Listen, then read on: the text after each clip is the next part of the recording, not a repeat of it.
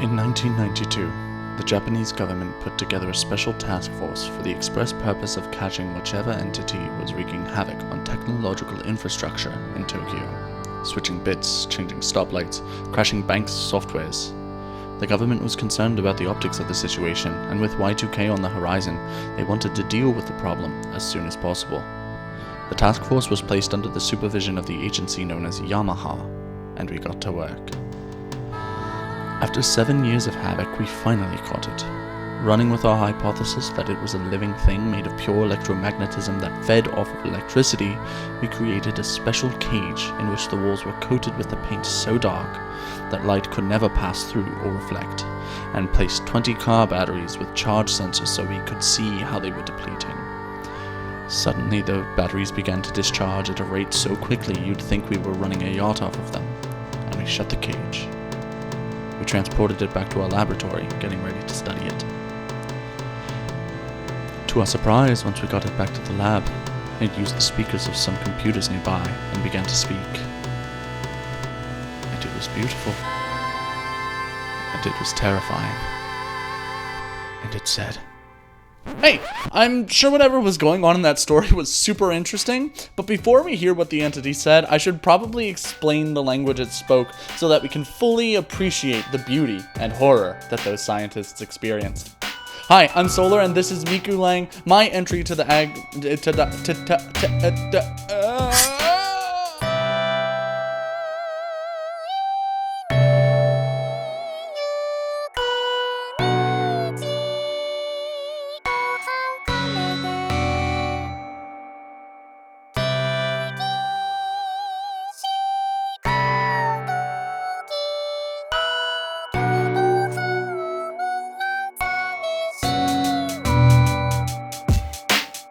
Let's start with how to pronounce this language. We can't! Each word is made up of 4 different features: a contour, a voice, a dynamic level, and a frequency pattern that seems to mimic a Japanese monosyllable. There are 10 contours: mid-flat, low-flat, high-flat, rising, falling, rising bend, falling bend, delayed rising, delayed falling, and ornamented. 6 voices: Miku, Len, Rin, Luka, Kaito, and Meiko. 4 dynamic levels: modal, breathy, growl, and dynamic. And then 64 of these monosyllable patterns. So for this word, it would be a breathy word pronounced by what we would call Hatsune Miku, with a rising contour that sounds similar to the Japanese syllable shi. This being said, there are over 15,000 possible words in this language, and here's all of them pronounced at the same time. This leads us into another fun aspect of the phonology. Seeing as the entity isn't restricted by having a mouth, it can pronounce multiple words at once. So this is both the word and the word pronounced at the same time.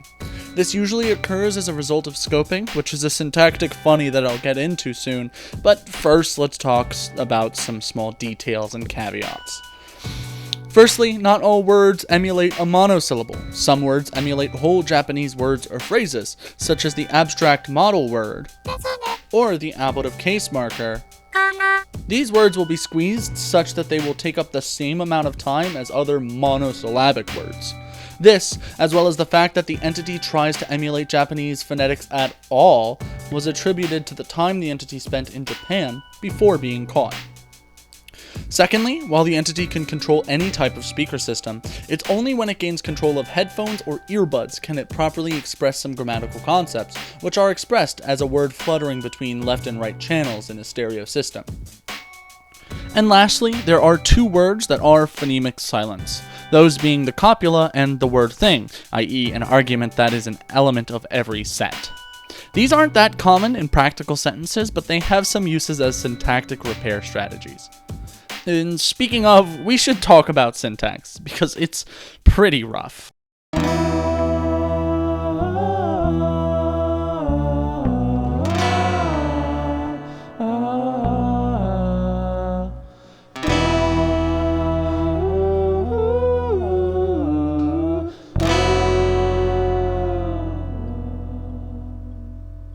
Ultimately, sentences are SVO, with adjectives following the nouns they describe.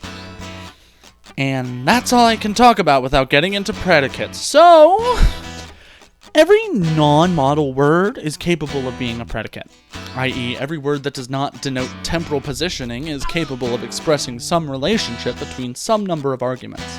There are 3 types of predicates: copular predicates, action predicates, and functions. Copular predicates, when not functioning as arguments, describe the relationship between something that exists and itself. So, describes a relationship of being like bone marrow between something that exists and itself. This makes sense, right? Good, because now we're moving on. Action predicates, when not functioning as arguments, describe the relationship between something that exists and some other number of things that exist. For example, describes a relationship in which something loves another thing. And finally, functions simply are predicates, in which, when given a set of items, denote some item within the set. So, denotes, when given some set of items, the one that is closest.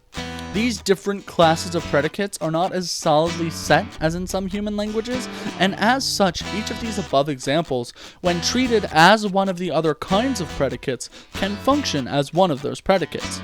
I can say, and it means that I am the concept of love, whatever that means to the speaker. And I theoretically could pick out the of a set of things. Now, how do we tie these together with arguments? Well, first we need to understand how syntactic structures in this language work.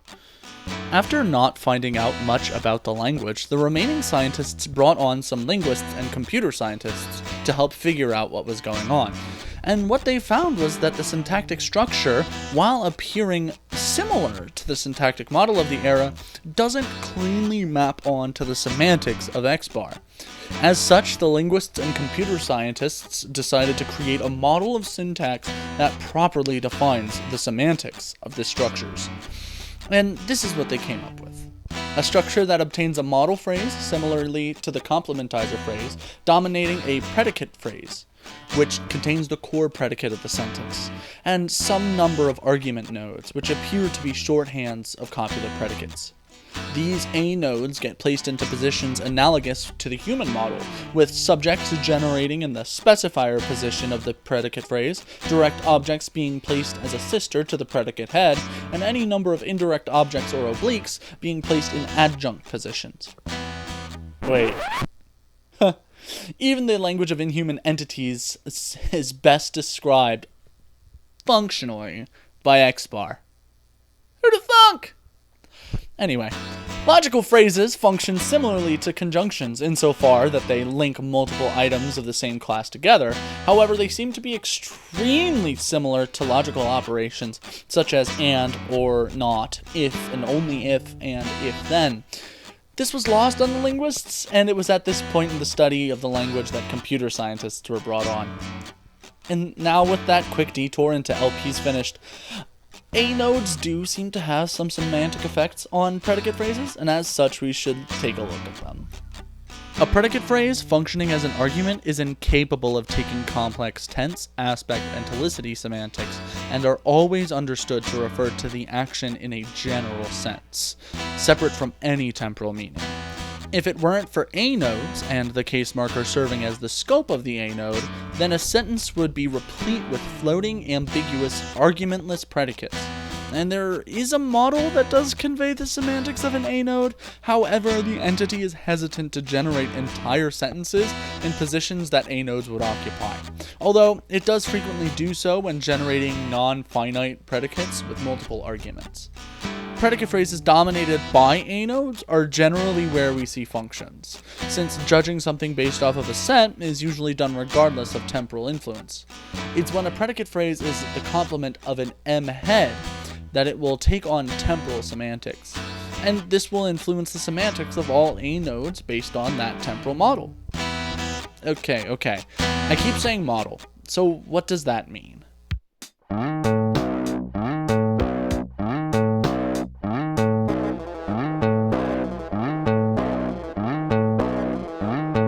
Model words function as a canon for the truthfulness of a statement. A certain model word being used will tell a listener as to under what conditions the statement is true.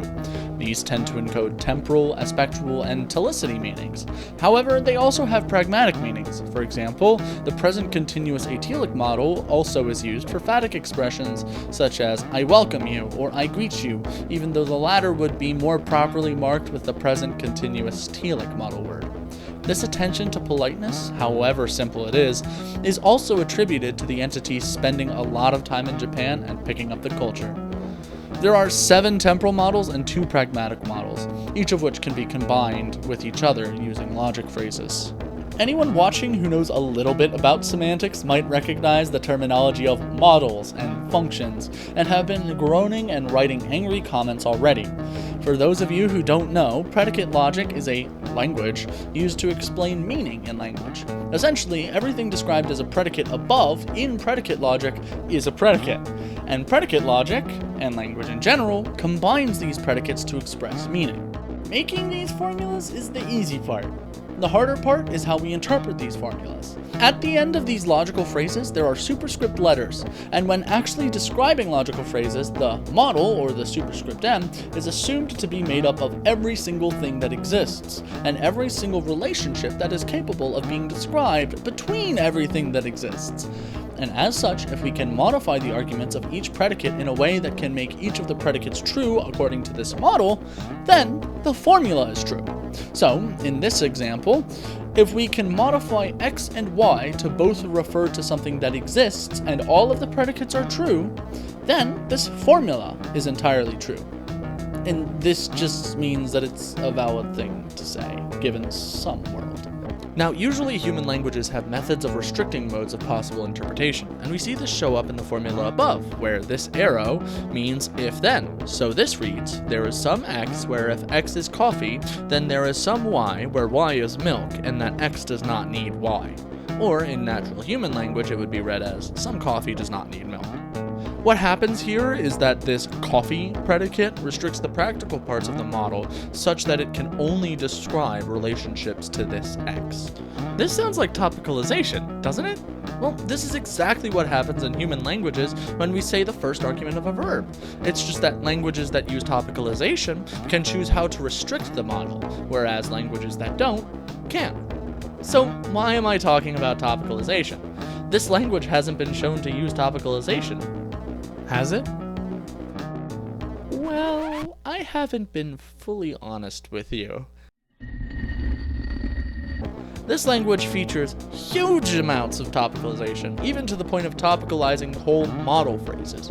But topicalization in this language isn't quite the same as in human languages. So when human languages do this, it tends to follow some patterns. Usually the argument that is the most pragmatically salient will be topicalized. This isn't the case, however, in Mikulang. Mikulang will prefer to topicalize the argument that creates the most restriction on the model. So usually, predicates that can only refer to one item, abstract models, and even logic phrases will be topicalized.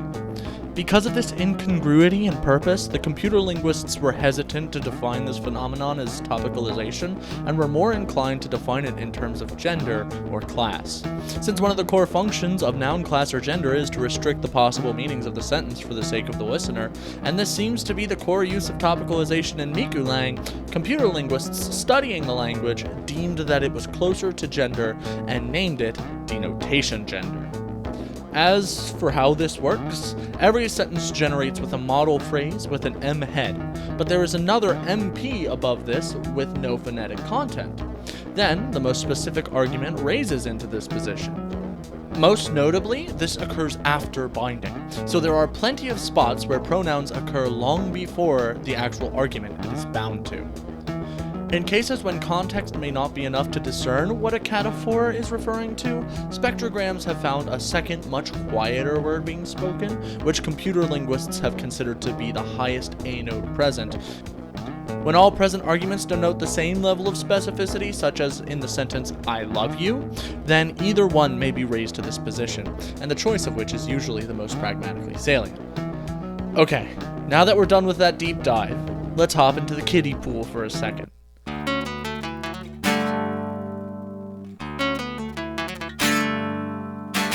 Arguments do have some morphology. Kinda. Mikulang, through its interaction with Japanese, has picked up its case particles, most of them having similar meanings to their Japanese counterparts. However, cases like the lative e, comitative to, have derivational meanings, the lative carrying a reflexive meaning, and the comitative carrying an attributive meaning. The most notable derivation is of the nominative ga and the topic wa, where the former is only used for stative meanings with atelic models, or any of the non-temporal models, and the former is used for non-stative atelic and telic meanings. All of these case markers don't actually sit in their own syntactic space. They will be pronounced at the same time as everything dominated by the A node the case marker generates in. This can lead to intense four-word chords in which multiple cases can be pronounced at the same time.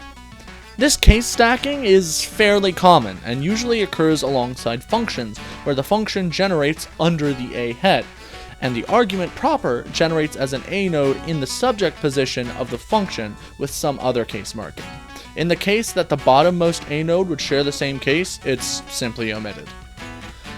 As a final note on case marking, there is something that behaves similar to case that is only assigned to proper nouns. Computer linguists call this evocative, although it seems to have been taken from Japanese honorific marking.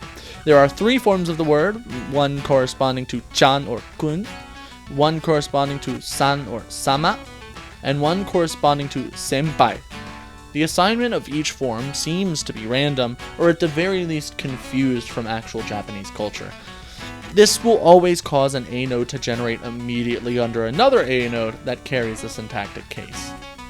Pluralization, unlike case marking, seems to have been developed separate from Japanese influence, as it holds no syntactic positioning. Plural marking is always realized as a fluttering from a right to a left channel in a stereo system, or as quick flicking on and off of the speaker in a mono system. Alright, I think that's all we need to know about Mikulang to properly understand the first words it ever spoke to humans. Now, where were we? There! It used the speakers of some computers nearby and began to speak. And it was beautiful. And it was terrifying. And it said,